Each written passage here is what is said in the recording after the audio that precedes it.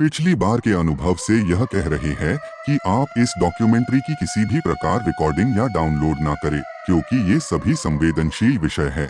इसके बहुत गंभीर परिणाम हो सकते हैं। आपकी ना समझी आपके लिए और हमारे लिए घातक सिद्ध हो सकती है।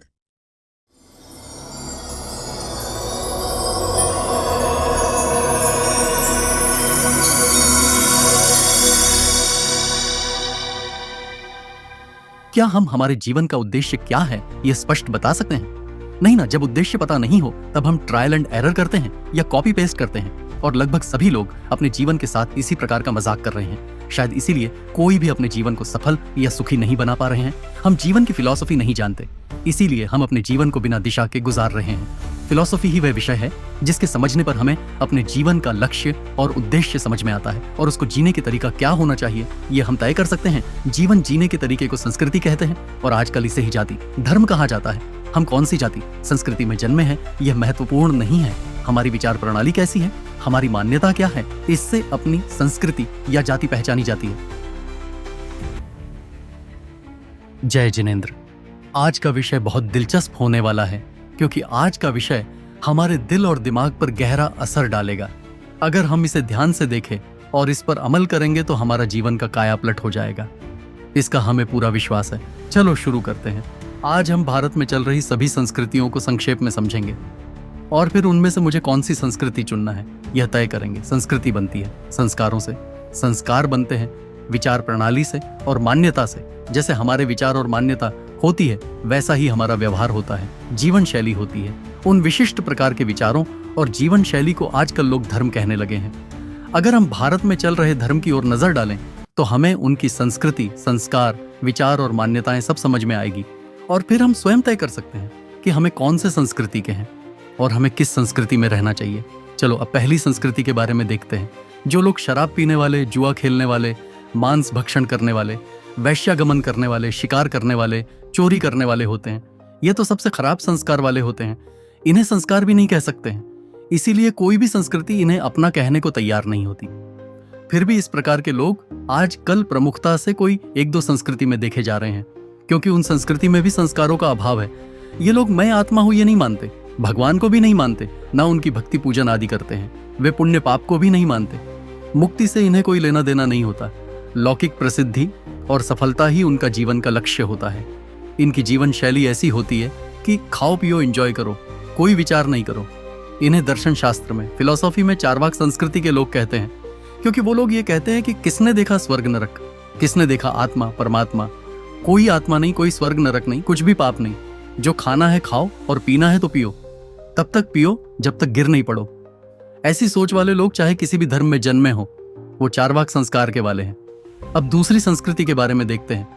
जो लोग अश्लील कपड़े पहनना, बर्थडे पार्टी करना, केक कट करना, मैरिज एनिवर्सरी मनाना, प्री वेडिंग फोटो शूट करना, 31 दिसंबर मनाना, शराब पीना, हैलोवीन पार्टी डिनर करना, होटलों में खाना, कॉन्वेंट स्कूल, क्रिसमस मनाना, sandwich, burger, pizza, chips, wafers, pasta खाना, अंग्रेजी भाषा का ही आग्रह रखना, उससे अपने को बड़ा मानना, सिर्फ एक रविवार को मंदिर या चर्च जाना, उसी को छुट्टी मानना, यह सब ईसाई संस्कार होने से ऐसी सोच वाले लोग चाहे किसी भी धर्म में जन्मे हो, वो ईसाई संस्कार के लोग होते हैं। अब तीसरी संस्कृति के बारे में देखते हैं। कुछ लोग जीवन में केवल दूसरे को मदद करने में जीवन को लगाते हैं। गरीबों की सेवा करना, उन्हें भोजन वस्त्र आदि बांटना आदि सेवा कार्य करते हैं।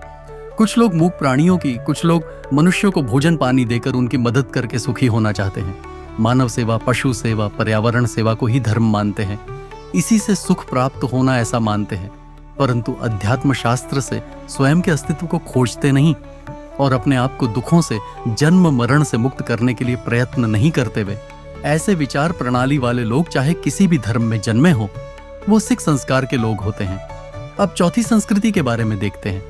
कुछ लोग देवी देवताओं को प्रसन्न करने के लिए पूजा करना, यज्ञ करना, प्रसाद अर्पण करना, बलि देना, नाम स्मरण करना, भक्ति में लगे रहना, कीर्तन करना, अखंड पाठ करना, रात्रि जागरण करना, पैदल यात्रा करना, अंगारों पर चलना, सिर के बल चलना, भगवा वस्त्र धारण करना, बालों को बढ़ाना, पेड़ पर लटकना आदि कार्य करते हैं।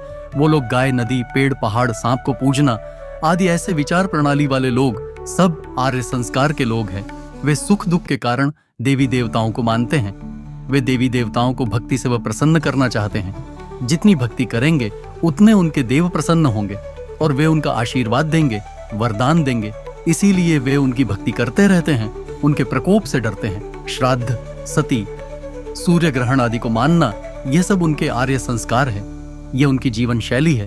अब 5वीं संस्कृति को देखते हैं। मंदिर जी नहीं जाना, भक्ति पूजन नहीं करना, भगवान को नहीं मानना, आत्मा को नहीं मानना, सिर्फ ध्यान को ही धर्म मानना, ध्यान की प्रैक्टिस करना, उसके लिए ध्यान के शिविर लगाना, ऐसी विचार प्रणाली वाले लोग बौद्ध संस्कृति के हैं। जैन संस्कृति को समझते हैं। कुछ लोग प्रतिदिन देव दर्शन, पूजन, भक्ति, गुरु सेवा आदि करते हैं। रात्रि भोजन नहीं करते, जमीकंद नहीं खाते, छाना हुआ जल प्रयोग करते हैं, दान देते हैं, अहिंसा का पालन करते हैं। ऐसी सोच वाले लोगों को जैन संस्कार के लोग कहते हैं। इस संस्कृत में इनके संत और भगवान नग्न रहते हैं, ऐसी परंपरा इनमें होती है। इनके संतों की नग्न दशा की तपस्या, उनके नियम और उनके व्रत बड़े कठिन होते हैं। उनकी जीवन शैली सबसे अलग होती है। प्रतिदिन स्वाध्याय करना, संयम से रहना, तप करना, यह भी जैन संस्कृति होती है। परंतु जैन संस्कृति के कुछ लोग स्वाध्याय करना, इंद्रियों को जितना, इच्छाओं को नष्ट करना, परिग्रह कम करना, यह कार्य भूल चुके हैं। अब विचार करते हैं कि इन सभी संस्कृति में जैन संस्कृति ही क्यों अलग है। यह जैन संस्कृति ऐसी क्यों है, इसमें ऐसे संस्कार क्यों हैं, इन संस्कारों का आज के काल में क्या महत्व है, इस संस्कृति का हमारे सुख दुख से क्या संबंध है। जो लोग इस डॉक्यूमेंट्री को देख रहे, उनसे निवेदन है कि आप इस डॉक्यूमेंट्री को आखिरी तक देखें, क्योंकि सभी महत्वपूर्ण निष्कर्ष अंत में ही मिलेंगे और आपका मन अत्यंत प्रसन्न होगा। हम सब शिक्षित हैं, अभ्यासी हैं, इंटरनेट से परिचित हैं, अर्थात हम विचार करने की और सोचने की क्षमता के धारक हैं। इसलिए अब हम गहराई से सोचने का प्रयत्न प्रारंभ करेंगे, जिसे आजकल लोग डीप थिंकिंग कहते हैं। धर्म अर्थात फिलॉसफी ही होता है, विचारों की प्रणाली ही होता है। जैसा हम पहले कहकर आए हैं, धर्म कोई शरीर से करने वाली क्रिया नहीं है। अलग अलग विचार के प्रणाली पर अलग अलग धर्म और संप्रदाय बनते हैं।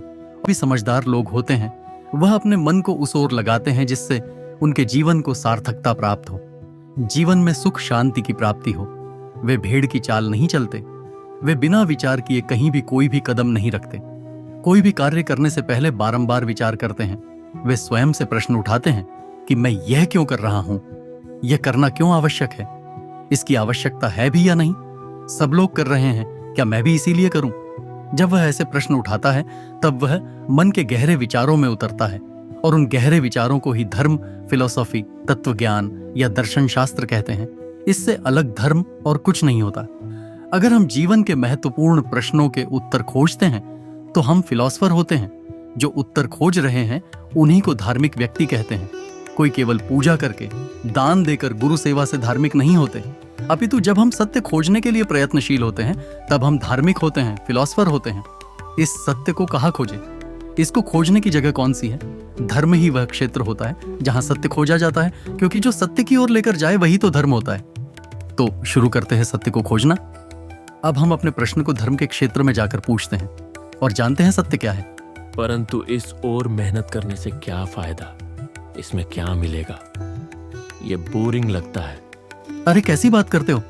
सत्य को खोजना बहुत दिलचस्प कार्य होता है, इसीलिए तो साइंटिस्ट लोग पूरा जीवन लगा देते हैं। एक खोज के लिए, सत्य को खोजने के लिए जो मेहनत होती है वह भी आनंद देने वाला कार्य है, निराशा वाला, नीरस कार्य नहीं है। यह तो सत्य को प्राप्त करने की उत्सुकता और उत्साह वाला मार्ग है। हम अनंत काल से बेहोशी की अवस्था में हैं और जब भी कोई बेहोशी से बाहर आता है तो पहला प्रश्न पूछता है कि मैं कौन हूं, मैं कहां हूं, मैं यहां कैसे आया। वैसे ही सत्य खोजने के लिए भी हमें इन प्रश्नों के उत्तर खोजना चाहिए। हमें सत्य को जानने के लिए पहले यह सत्य जानना चाहिए कि मैं कौन हूं, मेरा स्वरूप क्या है। मुझे जब तक ये पता नहीं चलेगा कि मैं कौन हूं, तब तक मैं मेरा जीवन गलत दिशा में जीता रहूंगा, और जब पता चलेगा कि मैं कौन हूं, तब मेरे जीवन की दिशा सही होगी। इसलिए पहला सत्य मुझे खोजना है कि मैं कौन हूं। चलो पूछता हूं। चार्वाक संस्कृति के विचारों के लोग कहेंगे कि हम केवल शरीर हैं जो पंच महाभूतों से अर्थात पृथ्वी, अग्नि, जल, वायु और आकाश से बना है। आत्मा जैसी कोई अलग सत्ता नहीं है। जो चेतना है वह भी शरीर के तत्वों का ही परिणाम है और मृत्यु के बाद सब समाप्त हो जाता है। कोई पुनर्जन्म नहीं होता, आत्मा कुछ नहीं होती। क्यों अपने मन को कष्ट दे रहे हो? क्या पड़ा है इन प्रश्नों में? जिंदगी जियो, क्योंकि जिंदगी ना मिलेगी दोबारा। जब हम यह प्रश्न किसी आर्य संस्कृति के विचार वाले जीवों को पूछेंगे कि हम कौन हैं, तो वह कहेंगे कि हम तो आत्मा है, परंतु आत्मा ब्रह्मा का अंश है।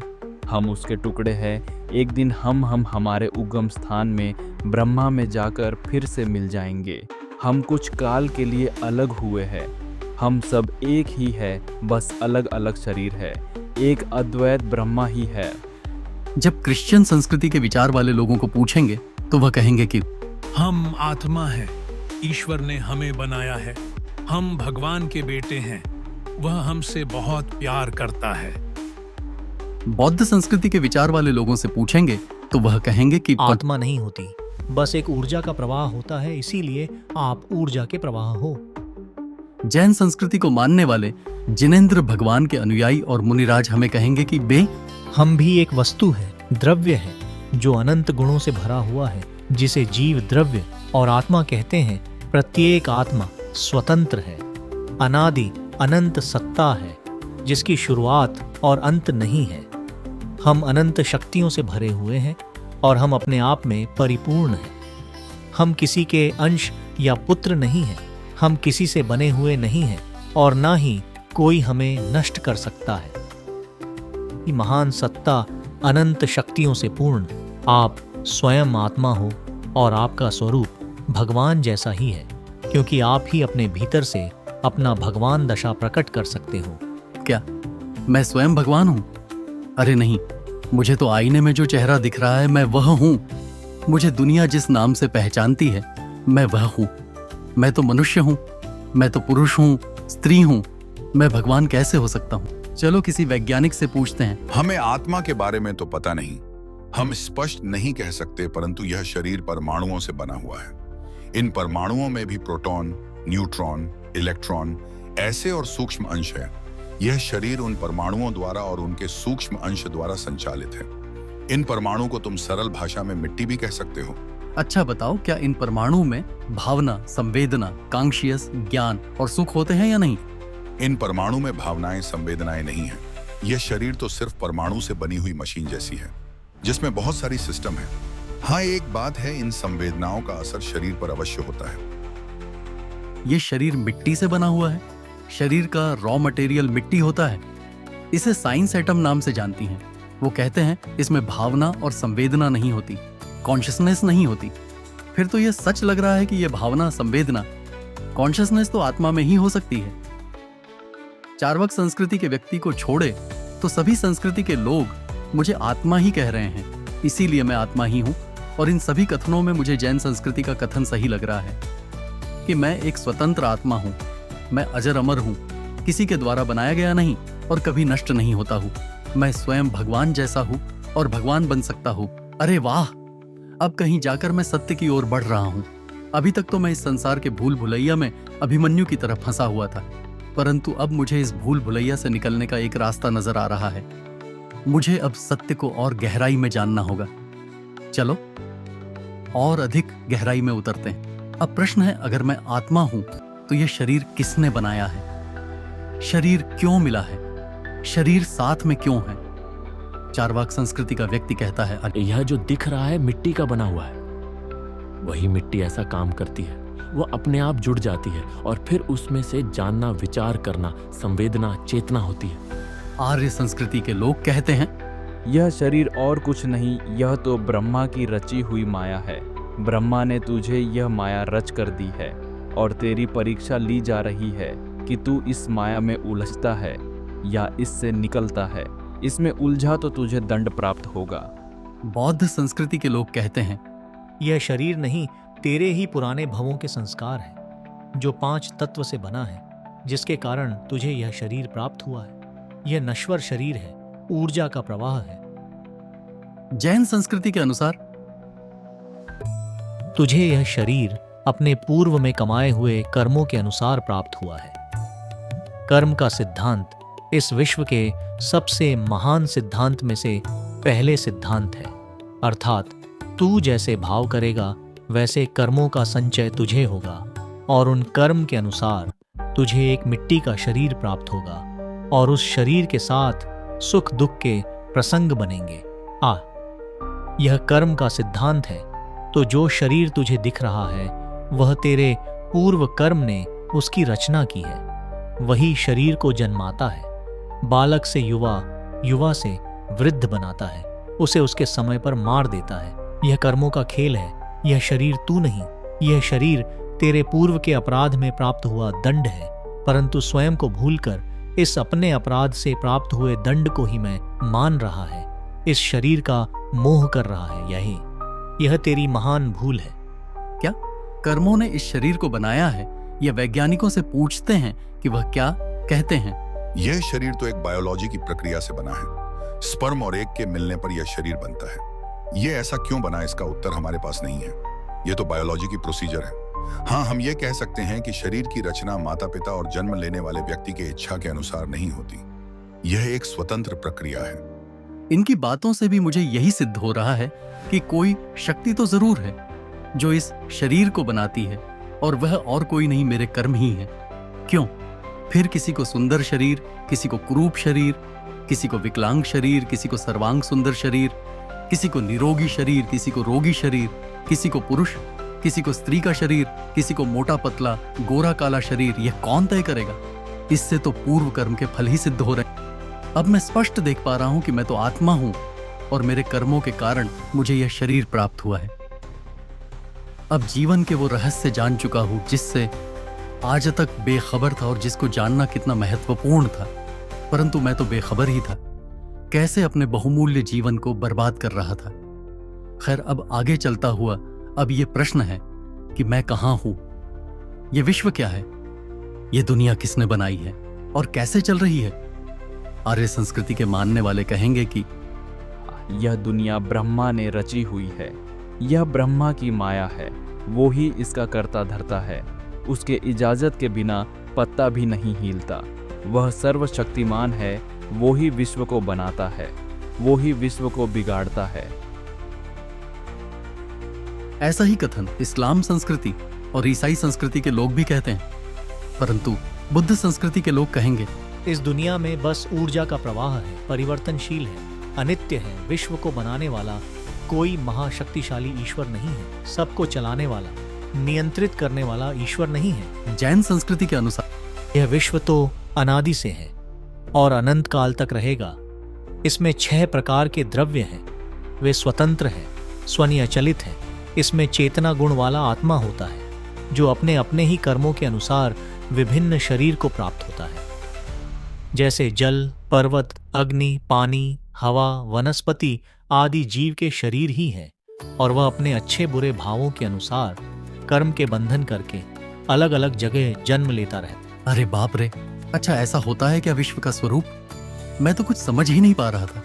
मुझे कभी ऐसा लगा कि इसको बनाने वाला कोई ईश्वर है, उसी ने जल मिट्टी पानी बनाए होंगे, परंतु यह तो आत्मा के ही अलग अलग शरीर है जो उसने अपने कर्मों के अनुसार प्राप्त किए हैं। तो यह विश्व और कुछ नहीं, अनंत प्रकार की आत्माओं ने अपने कर्मों के अनुसार प्राप्त किए हुए शरीर का रहने का स्थान है। शायद इसी को संसार कहते हैं। चलो, अब यह तो समझ में आया कि मैं इस संसार में अलग अलग शरीर धारण करके जन्म और मरण कर रहा हूं, तो इसमें दुख कहाँ है? दुख तो नहीं है, और क्या दिक्कत है ऐसे संसार में रहने के लिए? बौद्ध संस्कृति के अनुसार ही यह जीवन दुखों से भरा हुआ है। यहाँ सुख नहीं, सुख की भ्रांति होती है। भ्रामक सुखों से सुखी होना वास्तव में दुख ही है। यहाँ सुख के प्रसंग कम है, अधिकतर तो दुख के ही प्रसंग बनते हैं। शरीर में रोग, दरिद्रता, अपयश, निंदा, हानि आदि। आर्य संस्कृति के मानने वाले लोग कहेंगे शरीर में रोग, दरिद्रता, अपयश, निंदा, हानि आदि दुख के प्रसंग देवी देवताओं के प्रकोप से प्राप्त होता है। वो ही हमारे कर्म का लेखा जोखा रखते हैं। वो समय समय पर अवतार लेकर दंड देते हैं। वो हमें प्राणी बनाते हैं। वो ही हमें नरक में डालते हैं। वो ही संकट देता है। वो ही संकट दूर कर सकता है। इस्लाम और क्रिश्चियन संस्कृति के लोग भी इसी प्रकार के कथन करते हैं। अपने अच्छे बुरे कर्मों का हिसाब अल्लाह गॉड करेगा कयामत के दिन, ऑन जजमेंट डे। जैन संस्कृति के अनुसार समस्त दुख किसी परिस्थिति और व्यक्ति के कारण नहीं, अर्थात कोई भी प्रसंग हमें सुख दुख नहीं देता है। केवल अपनी इच्छा और राग द्वेष भावों के कारण दुख होता है। अपने ही आत्मा के अंदर उत्पन्न होने वाली इच्छाएं हमें दुख देती हैं और इच्छा का मूल कारण मोह का होना है। इच्छाओं के कारण ही हम कर्मों से बंध जाते हैं और इसी से कर्म बंधन की प्रक्रिया प्रारंभ होती है और हमें अलग अलग शरीर प्राप्त होते हैं और हम जन्म मरण करते रहते हैं। इच्छा तब होती है जब हम स्वयं को भूलकर कर्मों से बने हुए मिट्टी के शरीर को अपना मानते हैं, उसमें मोहित होते हैं। इसी से इच्छाओं का महासागर जन्म लेता है और हमें दुख होता है। वैज्ञानिकों के अनुसार ऐसा कोई ईश्वर नहीं होता जो किसी को दुख देता हो, जो बीमार कर दे, जो दरिद्र बना दे, जो हमारे कर्म को लिखता हो। परंतु यह बात सही है कि इच्छाओं से ही दुख होता है, क्योंकि साइकोलॉजी के अनुसार जितना भी टेंशन, स्ट्रेस, डिप्रेशन, एंजाइटी होती है वह स्ट्रॉन्ग डिजायर से ही होती है, और जितनी डिजायर कम होती है उतनी स्ट्रेस, एंजाइटी कम होती है। तो यह बात साइकोलॉजी के अनुसार तो सही लगती है कि इच्छा यानी डिजायर ही दुख देती है। सही कहा, यह बात मुझे भी सही लग रही है, क्योंकि जब मैं अपने जीवन के फ्लैशबैक में जाता हूं तब मुझे याद आता है कि जब जब मैं रोया था, डरा था, मरने के विचार आए थे, तब तब मेरे अंदर एक बहुत गहरी इच्छा थी। और आज भी जब जब एक इच्छा उत्पन्न होती है तब मैं तड़प जाता हूँ। कोई सिचुएशन बुरी नहीं होती, उसे दूर करने की इच्छा बुरी होती है। इसीलिए मुझे तो इच्छा ही दुख रूप लग रही है। और अब मैं सत्य के बहुत निकट आ चुका हूँ।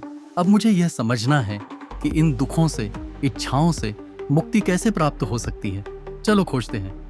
आर्य संस्कृति मानने वाले कहेंगे कि वो जब हम ईश्वर की भक्ति करेंगे, उसे प्रसन्न करेंगे, और जब वह प्रसन्न होगा तभी हमें दुखों से मुक्ति मिलेगी।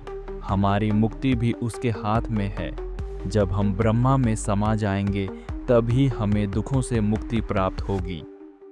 क्रिश्चियन और इस्लाम संस्कृति के लोग यह कहेंगे कि जब हम बुरे काम करना बंद कर देंगे, इंसानियत से रहेंगे, अपने परिवार के साथ, पड़ोसी के साथ, समाज और देश के साथ अच्छे से रहेंगे तो हम सुखी रहेंगे।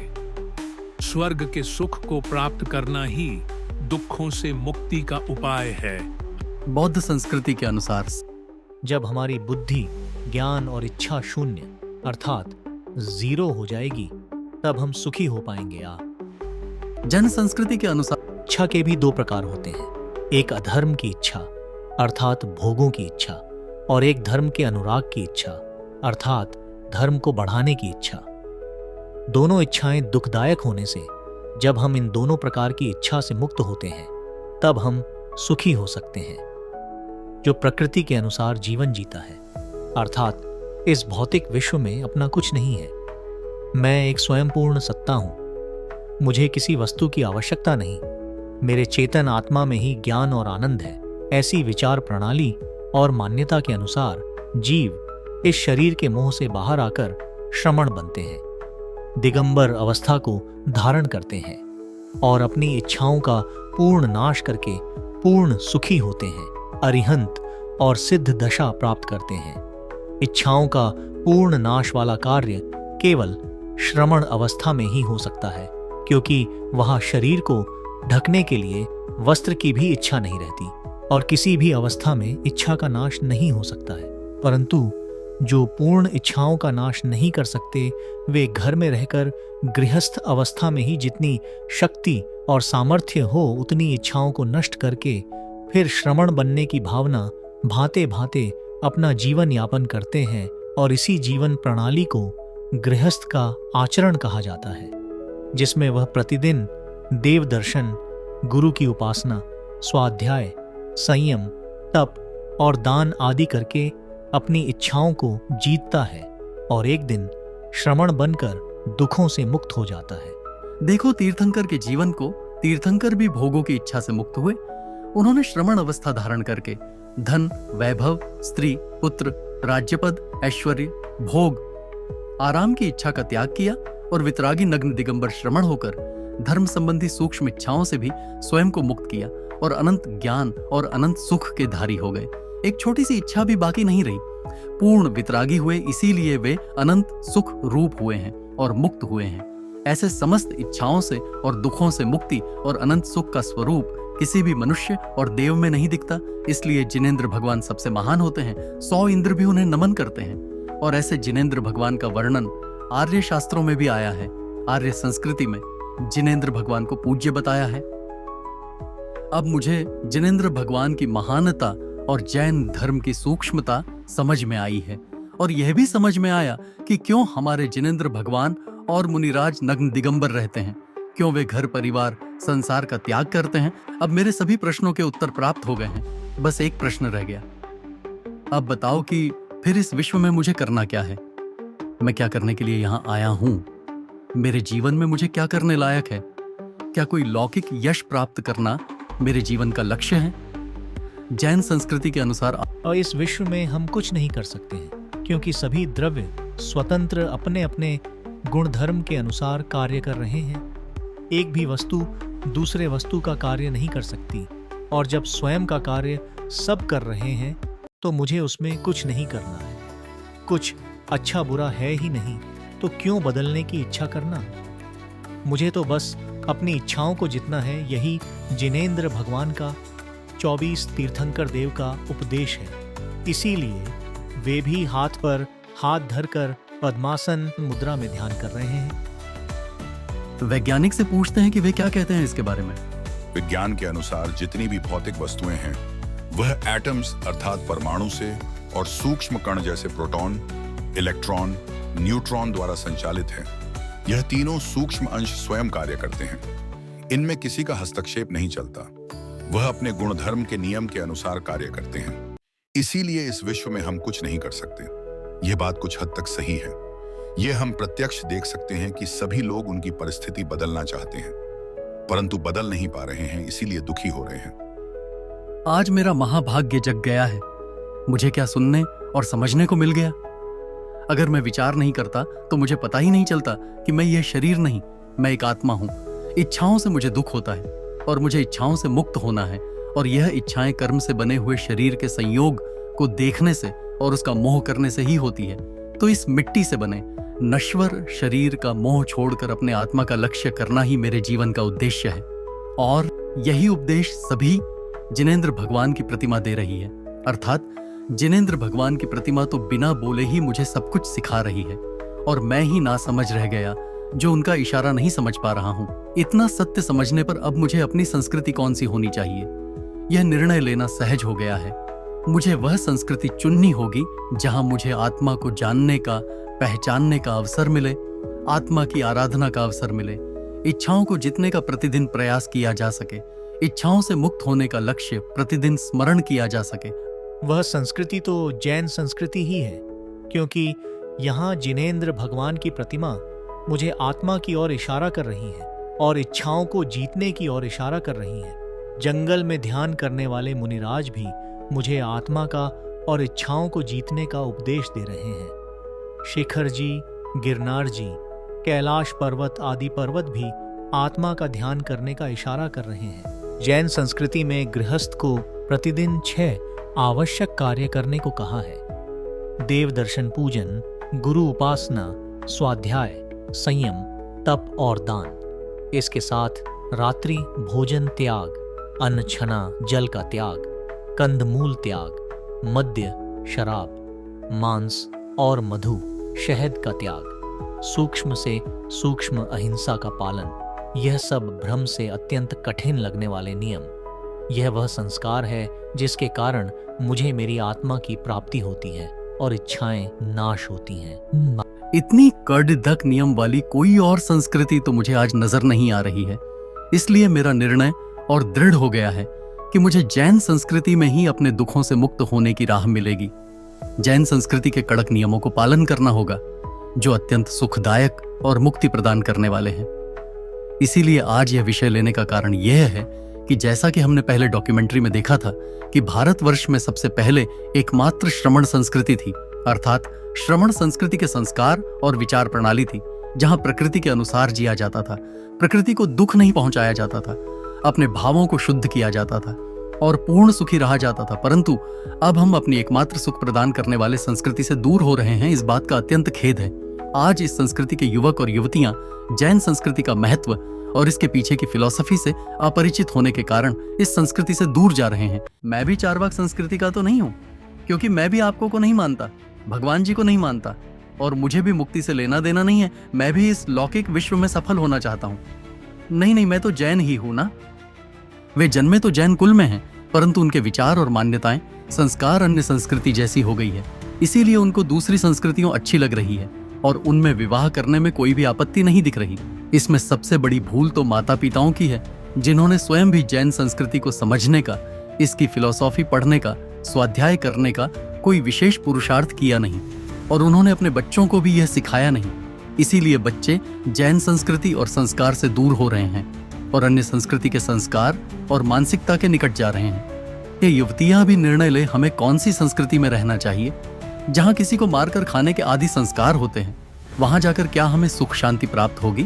क्या वह क्रूरता, बर्बरता, निर्दयता हमारे साथ नहीं होगी? क्या हमें वहां आत्मा की प्राप्ति होगी? क्या इच्छा का नाश होगा? पूरे विश्व में जैन संस्कृति अहिंसा के नाम पर प्रसिद्ध है। जैन एक चींटी तक को नहीं मारते, रात्रि में भोजन नहीं करते, बिना छना हुआ जल भी नहीं लेते, जमीकंद आदि भी नहीं खाते, क्योंकि उनमें जीवों की हिंसा होती है। फिर इस अहिंसा के संस्कार और संस्कृति वाली लड़कियां मांस भक्षण, शराब, कबाब वाली संस्कृति में कैसे टिक पाएगी? वहां इच्छा इतनी तीव्र होती है कि किसी को मारने काटने में भी उन्हें डर नहीं लगता, किसी की जान लेने में भी डर नहीं लगता और दया संवेदना जैसे भाव भी उनके जीवन में नहीं रहते, जो उनके धर्म को नहीं मानते। उन्हें तड़पा तड़पा कर मारने से धर्म होता है, ऐसा उन्हें सिखाया जाता है। इसीलिए इंटरनेट पर हजारों ऐसे वीडियो हैं जिसमें लड़कियों के साथ कितनी क्रूरता की गई है। जिन घर परिवार में संस्कार नहीं हो, उन घर में बच्चों की इच्छाएं तीव्र होती जाती हैं और इच्छा की तीव्रता से ही अंतरजातीय विवाह होते हैं। वहां दो संस्कृति के संस्कार और आचरण में भेद होने से मतभेद होते हैं और फिर जीवन भर क्लेश, झगड़े, डिप्रेशन, मर्डर, सुसाइड, डाइवोर्स आदि होते हैं। समझ से भरे हुए हमारे पूर्वज कहते थे कि अपनी अपनी संस्कृति के भीतर ही सबने विवाह करना चाहिए। जहां विचार की और मान्यताओं की समानता होने से संबंध आजीवन टिकते हैं, उनमें विशेष टकराव नहीं होता और बच्चों को संस्कार दिए जा सकते हैं जिससे बच्चे भी एक ही संस्कृति के अनुयायी होते हैं, कंफ्यूज भी नहीं होते।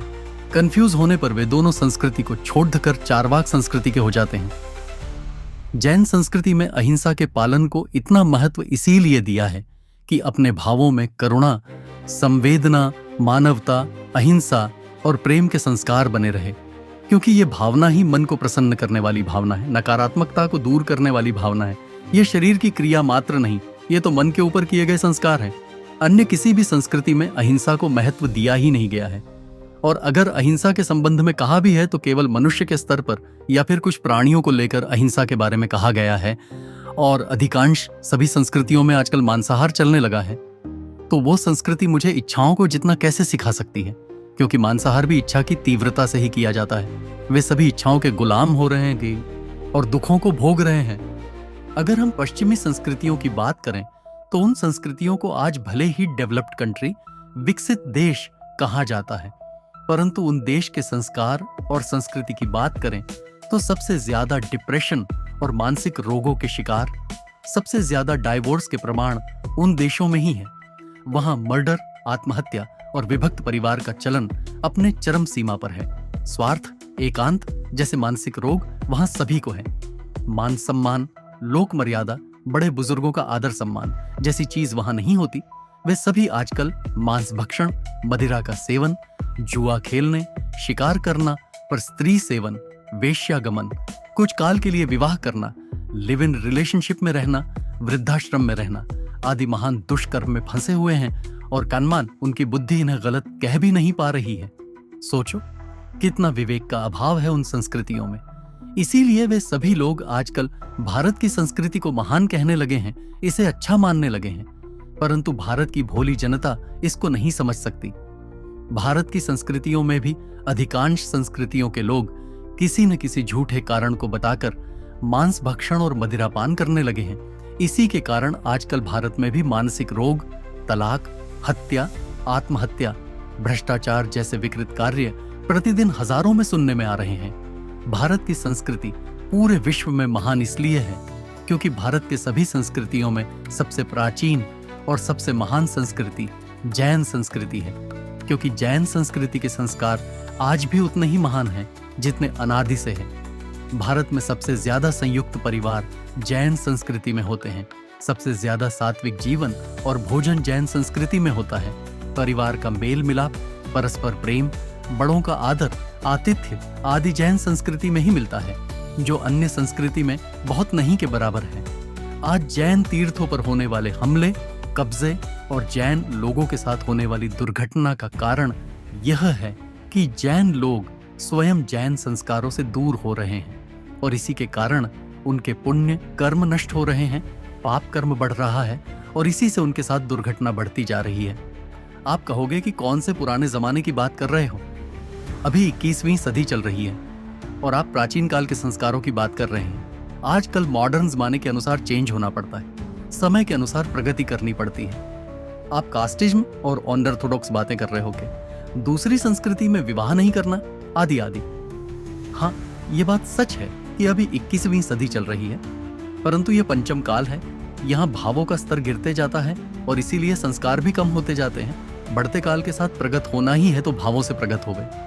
प्रगत होने के नाम पर दूसरों की संस्कृति स्वीकारना, अर्थात स्वयं को ईसाई संस्कृति का या चारवाक संस्कृति की मानसिकता का व्यक्ति बनाना, यह उचित नहीं है। अपने भावों को और संस्कारों को निम्न स्तर पर लेकर जाना कौन सी प्रगति है? प्रगति के नाम पर भारतीयों ने जैसे ही अपनी संस्कृति को छोड़कर पश्चिमी देशों की या ईसाई संस्कृति को अपनाना शुरू किया, तब से भारतीयों की शारीरिक स्वास्थ्य गिरते जा रहा है। देखो, आज अस्पतालों में जगह नहीं है और हर चौराहे पर दवाई की दुकानें हैं और हर घर में एक मानसिक रोग का शिकार और कैंसर आदि बीमारियों के शिकार मिल रहे हैं। यदि इन संस्कृति को अपनाना अच्छा होता तो हम इतने बीमार और दुखी नहीं होने चाहिए थे, क्योंकि इसके पहले भारत देश के सभी नागरिक शारीरिक आरोग्य से और मानसिक आरोग्य से स्वस्थ थे। भारत की सबसे प्राचीन जैन संस्कृति केवल आत्मा के लिए ही अच्छी नहीं है, वो तो शरीर के स्वास्थ्य के लिए, मन के स्वास्थ्य के लिए, सामाजिक स्वास्थ्य के लिए, मानवता के स्वास्थ्य के लिए और सुख शांति के लिए भी पोषक है। इसीलिए यह संस्कृति में ही हमने रहना चाहिए।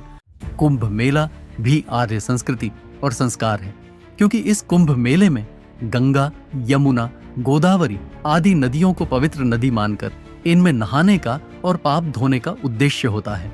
जैन धर्म के अनुसार किसी नदी में नहाने से अपने पाप नहीं धुलते, ना ही किसी को प्रसन्न करने से पाप धुलते हैं। अपने पाप अपने भावों को सुधारने से सुधरते हैं और इच्छाओं को जीतने से सुधरते हैं। वह संस्कृति ऐसी इसलिए है क्योंकि उनकी फिलॉसफी वैसी, उनकी मान्यता है वैसे ही है।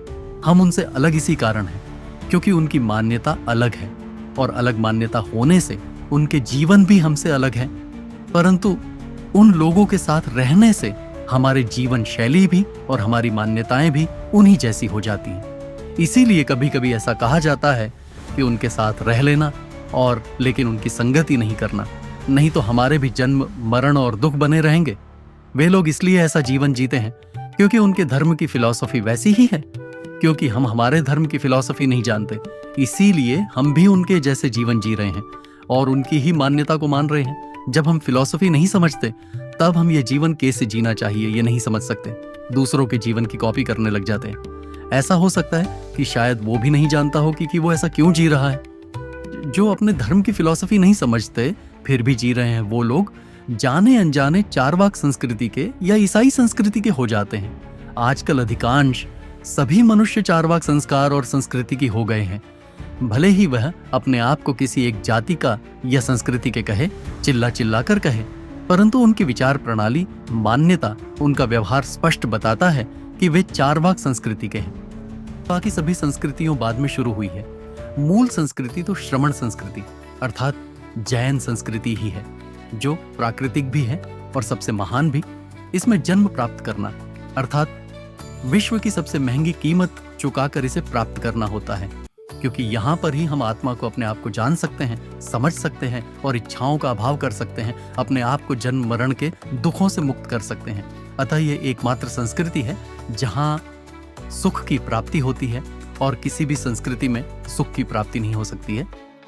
हमने आज तक सब पर सिर्फ जैन संस्कृति को थोपा ही है, कभी जैन फिलॉसफी सिखाई ही नहीं, यह फिलॉसफी को सीखने का महत्व समझा ही नहीं। इसीलिए सभी जिन धर्म के अनुयायी तर्क के बिना बस जैन संस्कृति का अंधा अनुकरण कर रहे हैं। गृहस्थों और श्रमणों को स्वाध्याय करना इसीलिए आवश्यक कहा है, क्योंकि स्वाध्याय से ही के फिलॉसफी का ज्ञान होता है। हमने पिछले डॉक्यूमेंट्री में देखा था कि इसीलिए हमारे पूर्वजों ने, गुरुओं ने, श्रमणों ने, श्रावक श्राविकाओं ने प्राण की कीमत देकर भी इस संस्कृति को नहीं छोड़ा, इस संस्कृति की रक्षा की और इस संस्कृति को आगे बढ़ाने में प्राणों के बलिदान भी दिए। और हम आज उन सबको भूल रहे हैं और दूसरी संस्कृति में जाकर अपने आप को प्रगत मान रहे हैं। हमें अपने जैन संस्कृति का आधार हमारी फिलॉसफी को पढ़ना होगा, समझना होगा और सभी को समझाना होगा। इसीलिए हम सब प्रतिदिन स्वाध्याय करने का नियम ले, तो ही हम अपने महान जैन संस्कृति को जीवंत रख पाएंगे। ए मेरे धर्म के लोगों, जरा आंख में भर लो पानी।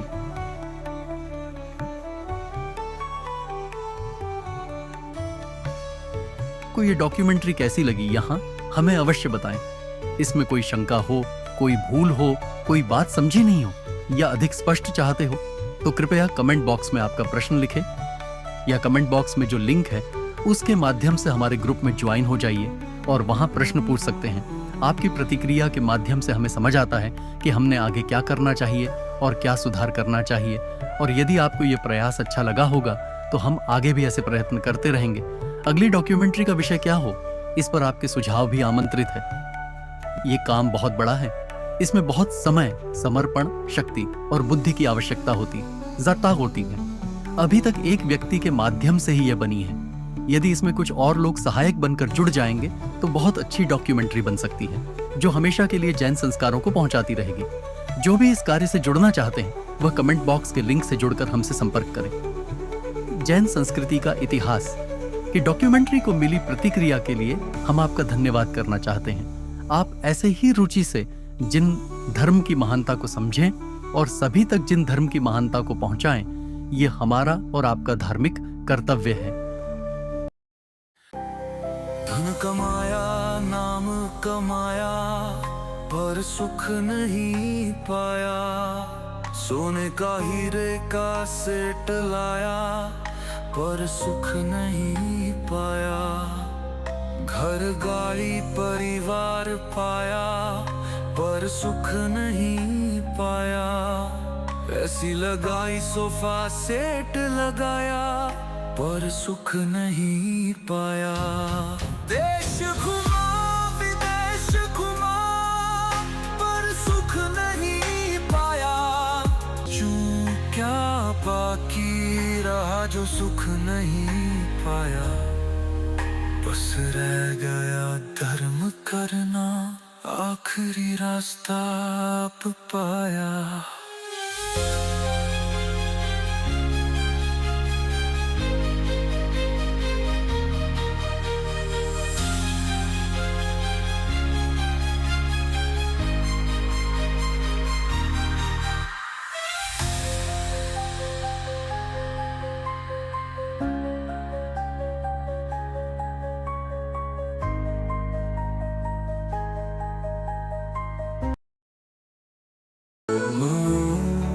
अरिहंतणं अरिहंतो को नमस्कार हो। नमो सिद्धाणं सिद्धो को नमस्कार हो। नमो आर्याणं आचार्यों को नमस्कार हो। नमो उपाध्यायाणं उपाध्यायों को नमस्कार हो।